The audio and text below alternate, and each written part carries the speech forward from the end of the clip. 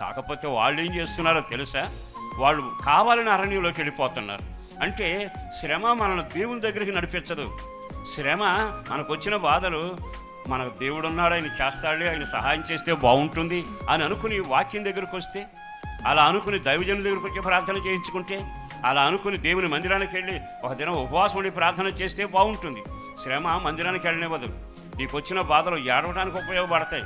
నీకు బాగా గుర్తుపెట్టుకో, దేవుని వాక్యం ఎంత విన్నా ఎంత చదివినా నింద వచ్చినప్పుడు, బాధ వచ్చినప్పుడు, విమర్శ వచ్చినప్పుడు, నష్టం వచ్చినప్పుడు, ప్రజలంతా నిన్ను కనికరించకుండా లెక్కలేనట్టుగా మాట్లాడినప్పుడు నీకు ఎవరు గుర్తొస్తారో తెలుసా?